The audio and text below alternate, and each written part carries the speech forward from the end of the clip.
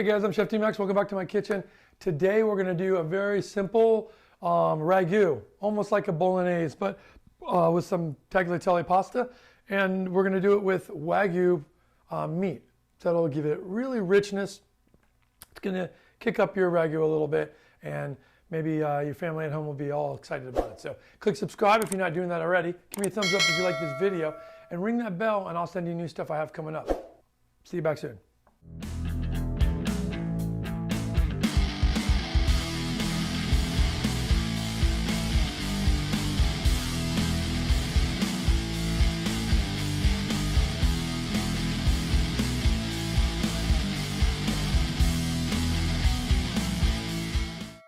Okay guys, let's get this started. So the first thing we want to do is I buy just like one of these, like either Kobe or Wagyu. Now it says American style Kobe. What that means is that this cow is probably a blend between a Black Angus and a Wagyu, which is the cattle breed that comes from Japan that's really highly regarded for its fat content. So with this one, that's what you're looking for, Wagyu or Kobe beef, okay?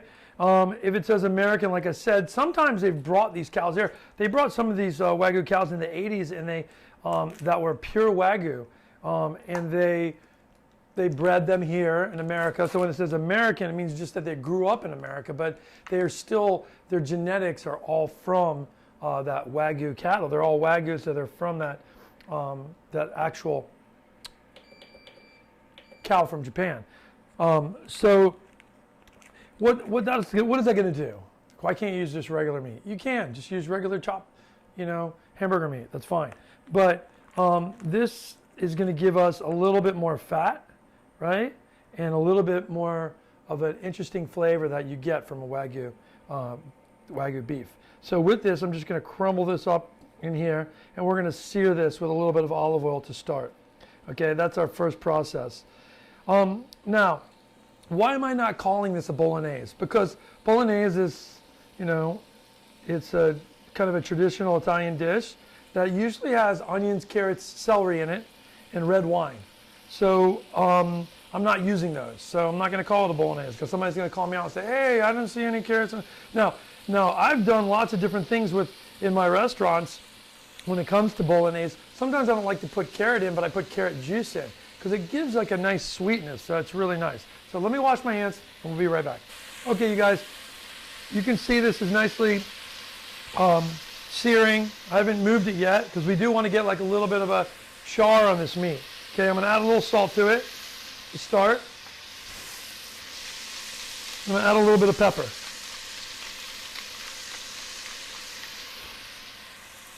Now I'm going to take these Calabrian peppers.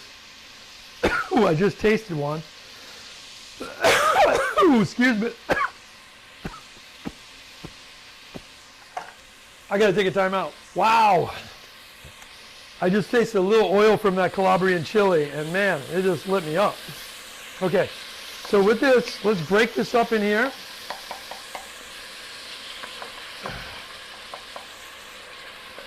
I like to leave all of this kind of beef fat in here.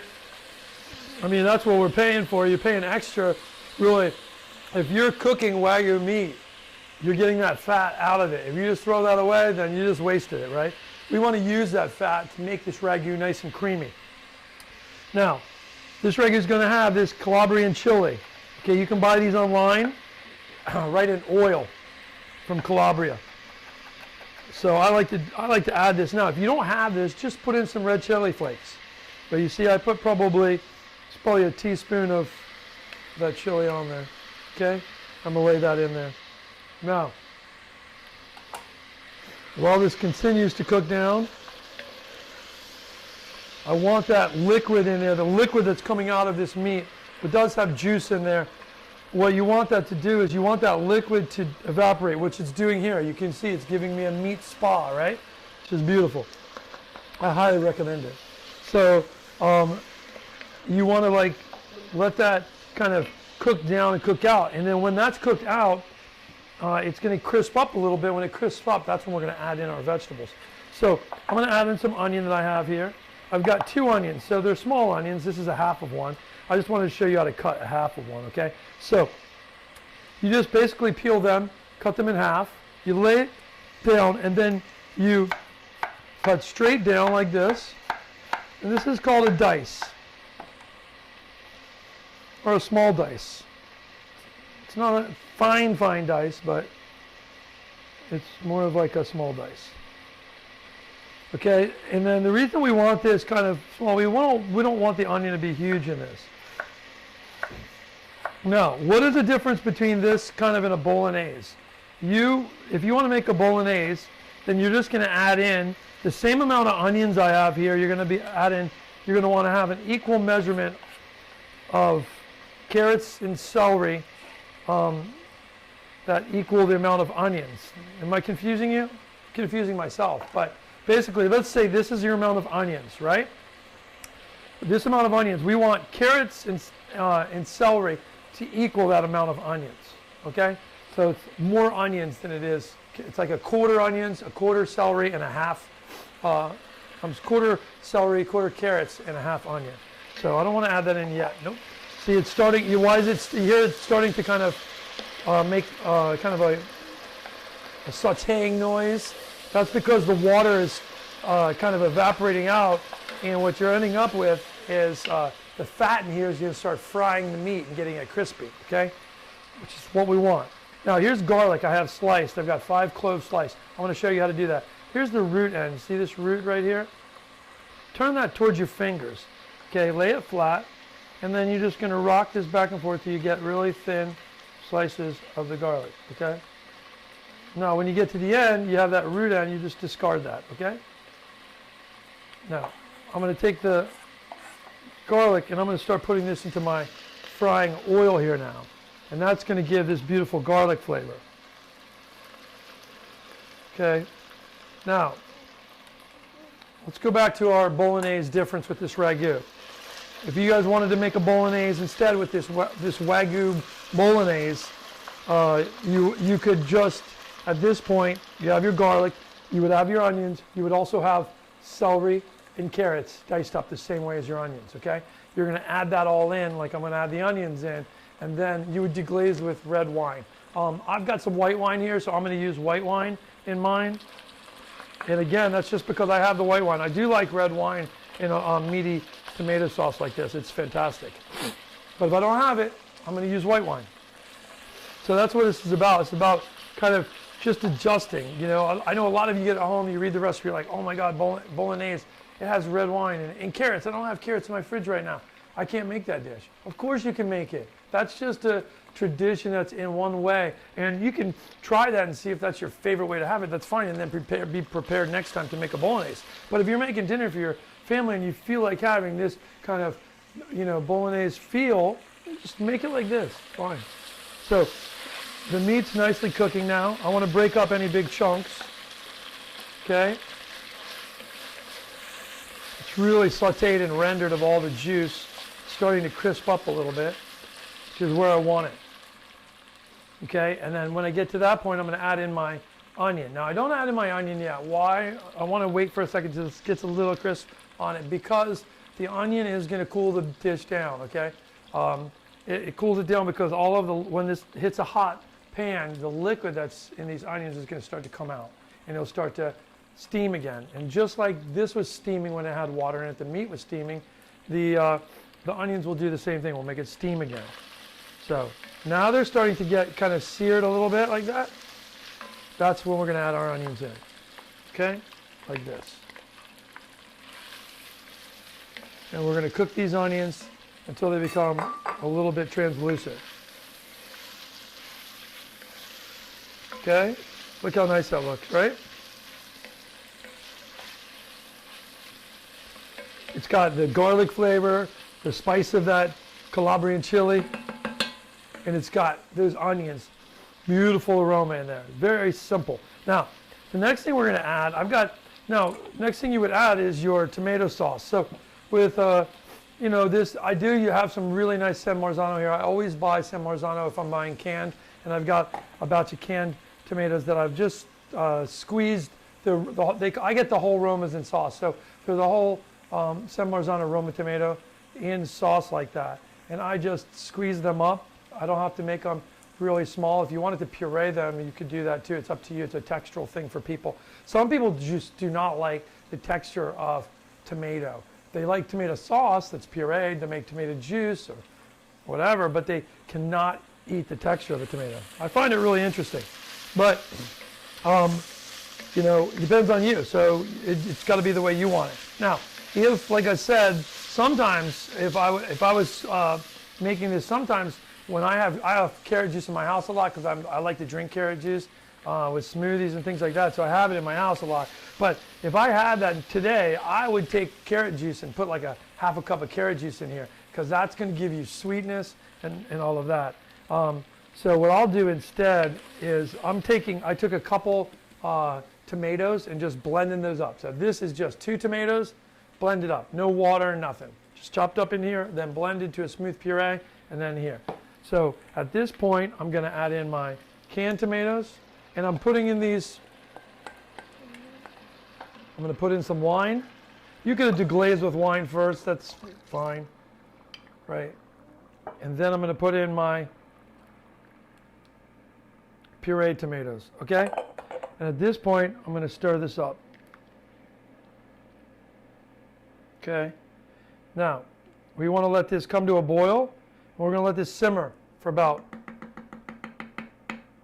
30 minutes, okay? So I'll see you guys back in a little bit. Hey guys, okay, it's been a little time here now. We've got our, you can see our ragu is cooked down nicely. I'm going to put a little bit, I've got a little bit of brown sugar here, and I'm going to put that in. That's going to be the kind of sweetness that those carrots would add if I had put carrots in this. And I'll put this in here and let this continue to cook. Probably going to go for another 5 to 10 minutes. So we'll let that go and we'll see how it turns out. Okay guys, it's been about 10 minutes now. This is cooked down a little bit more. That sugar is probably going to mix together with this dish and sweeten this up a little bit. You can put that in the beginning if you want as well. It's not a big deal. I'm going to turn this off at this point because I'm at the right consistency. You see that? The ragu has come nicely together and I've got a beautiful sauce for my pasta. Now, I've got some tagliatelle pasta here that I've just pulled out of the water and I just put a little bit of oil on top of it. Okay, and I'm going to take some of my ragu and put that right on top like this. Okay, and then I'm going to go ahead and toss that up.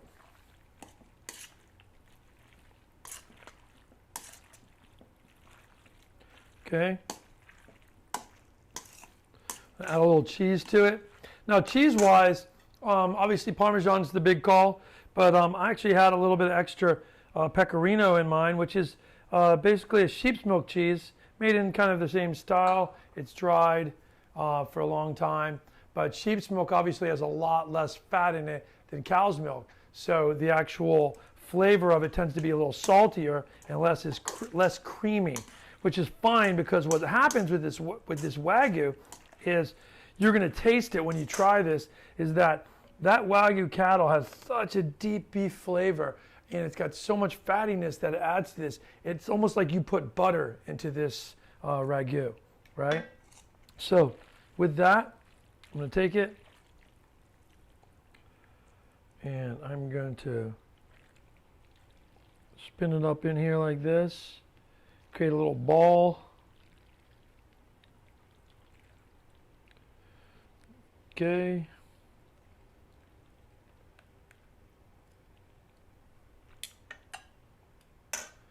Like that. And then I'm going to put a little bit more ragu on top. Like this. Then I'm going to take some cheese, put some beautiful pecorino romano cheese on top. And then, if you want to click up here, I've got some olive oil breadcrumbs, which I make. And I keep them in a mason jar like this, or just any kind of jar, airtight. And they just stay good for a long time. Just olive oil and breadcrumbs been crisped up. And this is where you would add those on. You would just stick a little bit of those breadcrumbs on the top, and they give you this crunch that's really amazing. So That's it. You don't have to have it, whatever. Boom. Put a little olive oil around for garnish.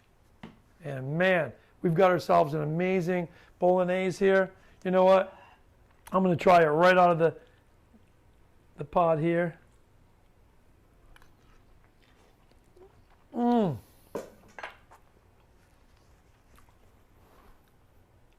The meatiness that this Wagyu cattle gives you in this ragu or Bolognese or whatever you want to call it is amazing, and you have to try it. So go out to one of your specialty grocery stores. Sometimes they keep that in the frozen section because it's hard for them to keep it fresh. If it goes bad, it's an expensive product. So look in a high-end grocery store, you'll see it in there, no problem. Look for your regional Wagyu. Now in America, Florida, Texas, out west, Colorado, there's a lot of different states that have Wagyu cattle that are being raised here.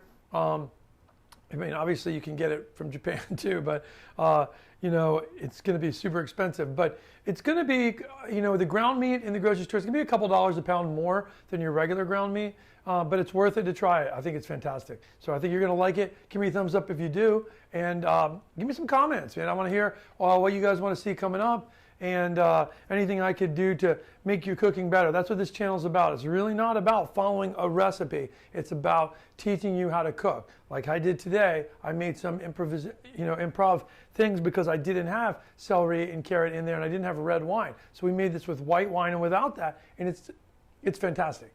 So we'll see you back soon in my kitchen. I'm Chef Dean Max.